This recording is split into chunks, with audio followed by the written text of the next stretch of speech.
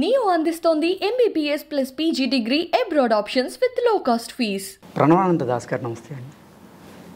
గురుగారు, శ్రీకృష్ణ జన్మాష్టమికి ఉన్నటువంటి విశిష్టత ఏంటి? అసలు శ్రీకృష్ణ జన్మాష్టమిని ఎందుకు మనం జరుపుకోవాల్సిన పరిస్థితి ఉంది? శ్రీకృష్ణుడు మనందరి కోసమని అవతరించిన స్వామి. భగవంతుడి యొక్క అవతారానికి ఉండే రహస్యం ఏంటో ఒక చిన్న విషయం చెప్తాను మీకు ఒకసారి. గురుగారు, ఒకసారి అక్బర్ బీర్బల్ దగ్గరకు వచ్చి అడుగుతారనమాట, అయ్యా మీ దేవుడు చాలా అవతారాలు స్వీకరిస్తూ ఉంటారట కదా, దీనికి ఏంటి అంతరార్థం? ఎందుకు ఆయన అక్కడే ఉండి అన్ని పనులు చేయొచ్చు కదా, ఎందుకు అవతార రూపంలో మరలా మరలా అవతరిస్తూ ఉంటారు? మనకి తెలుసు, మనకి ఎన్నో స్వామి దశావతార రూపంలో మనకి ముఖ్యంగా తెలిసిన అవతారాలు ఉంటాయన్నమాట. అప్పుడు బీర్బల్ అన్నారు, రేపు ప్రొద్దున నువ్వు నదీ తీరానికి రండి, మేము చెప్తాను ఎందుకు మా స్వామి అన్నిసార్లు అవతరిస్తారో అనే విషయాన్ని చెప్తాను అని అన్నారనమాట.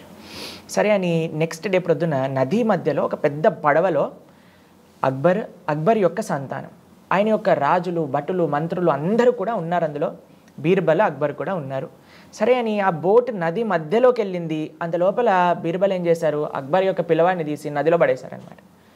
పడేయంగానే ఇంతమంది భటులు ఉన్నారు, ఇంతమంది మంత్రులు ఉన్నారు, ఇంతమంది ఉన్నా సరే అక్బర్ తనంతట తాను నదిలో దూకి ఆ పిల్లవాడిని కాపాడేసి బయటికి తీసుకొచ్చారు.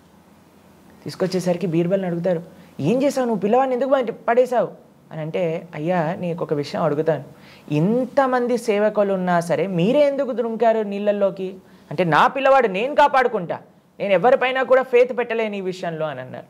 అందుకే అండి స్వామి మరలా మరలా ఈ ప్రపంచంలోకి ఎందుకు అవతరిస్తారు అని అంటే, మనం కూడా ఈ సంసారం అనే సాగరంలో పడిపోయాం అనమాట. మనల్ని బయటికి తీసి కాపాడడానికి భగవంతుడు మరలా మరలా అవతరిస్తూ ఉంటారు. ఆయనే సంరక్షించాలి, ఎందుకంటే మనందరం కూడా భగవంతుడి యొక్క సంతానం కాబట్టి. ఇప్పుడు ఎవరైనా మీరు ఎప్పుడైనా ఎగ్జిబిషన్లో కానీ ఏదైనా జాతరలో కానీ చూసారనుకోండి, పిల్లలు తప్పిపోతూ ఉంటారు. అప్పుడు తల్లిదండ్రులు ఎంత తపన పడతారండి. అలానే మనందరం కూడా ఈ ప్రపంచంలో అటు ఇటు తప్పిపోయిన పిల్లలమే అనమాట. కాబట్టి స్వామి మరలా మరలా అవతరిస్తూ మనల్ని ఎలా సంరక్షించాలి, తన లీలలు చేసి మన మనస్సుని తన పైన ఎలా లగ్నం చేయించుకోవాలి అని ప్రయత్నిస్తూ ఉంటారు. కాబట్టి అంత కష్టపడిన వాళ్ళకి మేము ఒక చిన్న విషయం చెప్తాను. ఒకసారి మా ఆశ్రమంలో ఒక చిన్న పిల్లవాడు వచ్చాడు. నేను దర్శనం చేస్తూ వెనకాల తిరగగానే హరే కృష్ణ ప్రభుజీ అని అన్నారనమాట. అయితే చిన్న పిల్లవాడు ఇంత బాగా మాట్లాడుతున్నారు కదా అని నేను స్వామి పాదాల దగ్గర నుంచి ఒక పువ్వు తీసి ఆయనకి ఇచ్చానమాట. ఇస్తే వాళ్ళ అమ్మంది, థ్యాంక్ యూ చెప్పినానా ప్రభుజీకి అని అన్నారనమాట. వెంటనే ఆ పిల్లవాడు థ్యాంక్ యూ ప్రభుజీ అని అన్నారనమాట. భగవంతుడి యొక్క ఉత్సవం చేయటంలో, భగవంతుని ఆరాధన చేయటంలో, భగవంతుడి యొక్క నామాన్ని పలకటంలో అంతరార్థం ఏంటి అని అంటే, థ్యాంక్ యూ చెప్పటం. ఆయన మన కోసం అంత కష్టపడినందుకు ఆయనకి మనం థ్యాంక్ యూ చెప్పటం అనమాట. ఇప్పుడు చూడండి, మనకు ఒక నచ్చిన వాళ్ళు ఉన్నారనుకోండి, వాళ్ళ బర్త్డే మనం సెలబ్రేట్ చేస్తాం కదండి. మన పిల్లలదో, భార్య, భర్త, తల్లిదండ్రులు ఎవరిదైనా సరే ఘనంగా చేసుకోవాలి అని అనుకుంటా. ఎందుకు?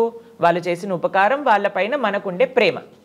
కాబట్టి మనకి కూడా భగవంతుడి పైన ఉండే ప్రేమని ఎలా వ్యక్తపరచాలి అని అంటే, స్వామి యొక్క ఉత్సవాలు ఏవైతే రామనవమి, జన్మాష్టమి ఇవన్నీ వస్తాయో వాటిని ఘనంగా మనం సెలబ్రేట్ చేసుకోవటం అనమాట. ఈ విధంగా మనం కృష్ణాష్టమి చేసుకుంటాం అనమాట. స్వామికి కృతజ్ఞత తెలుపుతూ స్వామిని ఆరాధన చేసుకుంటాం. గురువుగారు, అసలు ఈ కృష్ణాష్టమిని ఎలా జరుపుకోవాలి? ఏ భగవంతుడి యొక్క పండుగ అయినా సరే కొన్ని నియమాలు ఉన్నాయి. ఈ విధంగా మనం జన్మాష్టమి, రాధాష్టమి, రామనవమి, నరసింహ చతుర్దశి ఎలా చేసుకోవాలి అని అంటే, ముందు మన సనాతన వైదిక సాంప్రదాయంలో అండి జనరల్గా సెలబ్రేషన్ అంటే ఫుల్ ఇంద్రియాలని మొత్తం కూడా భౌతికమైన విషయాలలో నింపేస్తూ పాశ్చాత్య దేశస్తులు అలా సెలబ్రేట్ చేసుకుంటారనమాట. కానీ మన సనాతన సంస్కృతి ఏదైనా ఉత్సవం అని అంటే దాంట్లో ఒక చిన్న త్యాగానికి సంబంధించిన ఎలిమెంట్ కూడా ఉంటుంది. జన్మాష్టమిలో మనం ఉపవాసం చేస్తామన్నమాట. ఏ వ్రతం చేసినా, నోము చేసుకున్నా మనం ఉపవాసం చేస్తామన్నమాట.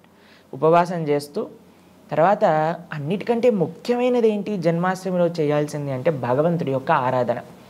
ఏ విధంగా అంటే, చిన్ని కృష్ణుడిని చక్కగా మీరు ఇంట్లో ఆలయంలో ఏదైతే పూజా మందిరంలో ఉందో అక్కడ నిలుపుకొని చక్కగా కృష్ణుడి యొక్క అడుగులు వేస్తాం.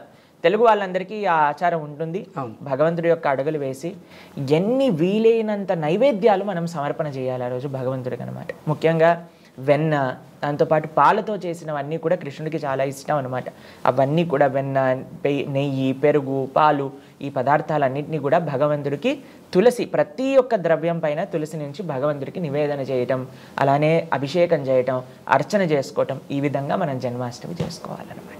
అలానే వీలున్న వాళ్ళందరూ తప్పకుండా ఆలయానికి వెళ్ళి, కృష్ణ ఆలయానికి వెళ్ళి అక్కడ దర్శనం చేసుకొని, అక్కడ ఉత్సవాలు కూడా రాత్రి మధ్యరాత్రి వరకు కూడా జరుగుతాయి. ఎందుకంటే స్వామి మధ్యరాత్రి అవతరించారు కాబట్టి అప్పటి వరకు కూడా మనం జాగరణతో, ఉపవాసంతో చక్కగా కృష్ణాష్టమి జరుపుకోవాలి. ఓకే గురుగారు, ఇక్కడ ఉపవాసం అంటే కొంతమంది ఏమో దేవుడికి దగ్గరగా ఉండడం అని సనాతన ధర్మాన్ని పాటించే వాళ్ళు కొంతమంది చెప్తారు. ఉపవాసం అంటే అన్నం తినకుండా ఉండడం, సాత్విక ఆహారాన్ని తీసుకోవడం అని కొంతమంది చెప్తారు. అసలు ఉపవాసం అంటే మన సనాతన ధర్మం ఏం చెప్తుంది గురుగారు? ఉపవాసం అని అంటే దగ్గరగా ఉండుట. ఉప అంటే దగ్గరగా, వాసం అంటే ఉండటం. ఇది ఉపవాసాన్ని యొక్క అన్నిటికంటే ముఖ్యమైన ప్రయోజనం. ఏంటో తెలుసా అండి మీకు? ఇప్పుడు ప్రొద్దునపూట లేస్తాం, లేవంగానే వెంటనే టిఫిన్ చేయాలని పరిగెత్తుతూ ఉంటారు. టిఫిన్ చేసేసరికి, టిఫిన్ చేస్తూ ఉండగానే అప్పుడప్పుడు మధ్యాహ్నానికి ఏం కావాలి అని మధ్యాహ్నానికి ప్లానింగ్, దాని తర్వాత మధ్యాహ్నం వండుకోవడం, దాని తర్వాత రాత్రికి ఏం కావాలి, మధ్యలో స్నాక్స్ ఉన్నాయనుకోండి వాటికి కూడా. ఎంత సమయం వండటంలో తినటంలో పోతుంది. తిన్నది అరగడానికి కొద్దిసేపు వాకింగ్ చేయాలి, లేదా పడుకుంటాం ఎక్కువగా తింటే. కాబట్టి ఒక డే మొత్తం కూడా తినటంలో, పడుకోవటంలో, అరిగించుకోవటంలో వెళ్ళిపోయింది అనుకోండి. ఇలాంటి విశేషమైన ఉత్సవాలలో కూడా మనకి సమయం అనేది పోతుందన్నమాట. అందుకోసం ఏం చెప్పారు పెద్దలు అని అంటే, ఈ తిండి బిజినెస్ కొద్దిసేపు పక్కన పెట్టండి. ఓకే, ఆత్మ గురించి ఆలోచించి, పొట్ట కోసం ప్రతిరోజు చిన్న పొట్టకి శ్రీరామరక్ష అన్నట్టుగా మనం ప్రతిరోజు చేస్తూనే ఉంటాం. కానీ ఏకాదశి, జన్మాష్టమి, రామనవమి ఏదైతే పర్వదినాలు వస్తాయో ఆ రోజు కొద్దిగా వీటిపై నుంచి దృష్టిని మరలించి భగవంతుడి పైన ఎక్కువసేపు మనం వెచ్చించడానికి ప్రయత్నం చేయాలి. ఇప్పుడు ఉపవాసం చేస్తున్నాం కదా అని మనం భగవత్ ఆరాధన చేయకుండా మనం ఏదో చేసేసుకున్నాం అనుకోండి, అది కూడా మంచిది కాదు. లేదా ఒక శరీరానికి, ఒక్కొక్క తత్వానికి ఒక్కొక్క విధంగా మనం నియమంగా ఉండొచ్చు. కానీ దానికి మించి కూడా మనం ఉపవాసం చేసాం. కొంతమంది ఏం చేస్తారు తెలుసా అండి, మాకు చెప్తుంటారు, ప్రభుజీ ఉపవాసం చేసాం. మేము అడుగుతాం ఏం చేశారు అంటే, ప్రొద్దు నుంచి రాత్రి దాకా పడుకున్నాం,